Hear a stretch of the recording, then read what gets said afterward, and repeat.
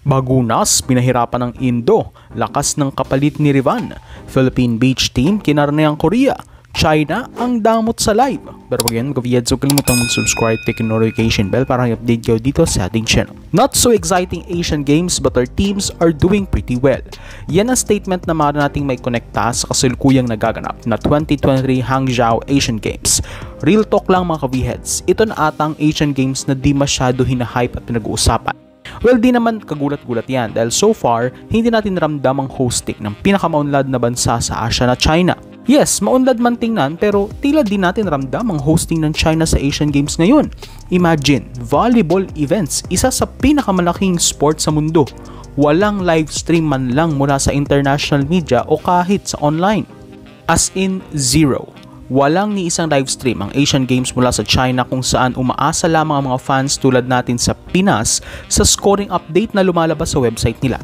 I believe China can do better, but it seems that in terms of hosting, I can confidently say that we're better than them.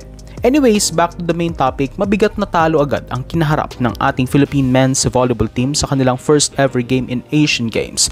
After 49 years, nalusutan kasi sila ng ating karibal na Indonesia in 3 straight sets sa mga score na 25-22, 25-23 at 25-20. Kung ating makikita, di kita ng mga scores bawat set kung saan at least we are showing good signs against the kings of Southeast Asian volleyball.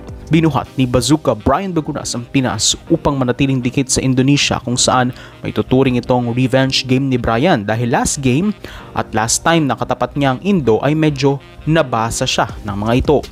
This time, nilevel up niya ang kanyang laro producing 16 points against the reigning SEA Games champs.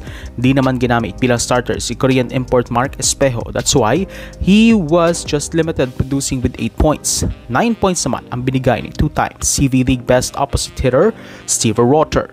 Sa panig ng Indonesia, a new star is born dahil tila nakuha na nila ang kapalit nila kay Rivan. As opposite hitter Agil Anggara delivers 11 points in his best performance for the Indo team. Si Agil ang matagal nang napapabalitang next big thing ng Indonesia as a replacement kay star spiker Rivan Nurmulki. At true enough, pang star player nga talaga ang kanyang performance. Samantala sa ibang competition naman, kuminang ang ating mga beach volleyball teams sa opening games nila sa Asian Games. Una, ang duo ni Prohela at Matibag kung saan nalampasan nila ang hamon sa kanila ng Hong Kong China team, beating them in 3 sets sa may score na 17-21, 23-21 at 15-13 upang buksan on a high note ang kanilang kampanya sa Pool B ng beach volley. Bukod dyan, kinarne. Yes, talagang kinarne ng tambalang DJ Rodriguez at Jen S. Lapor ang Korean team nila Kim at Shin sa Pool A action ng beach volley.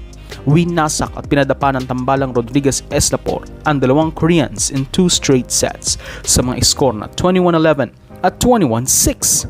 Yes, that 21-6 was just so amazing. Talagang dapang-dapa ng ang mga Koreana sa ating mga pambato pagdating sa beach volleyball. This September 20, mapapalaban na ang ating beach volleyball teams as the duo of Rodriguez and S. Lapor will face the host country China's Shui and Shak duo.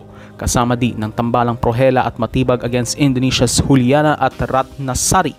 Both games at 11 AM.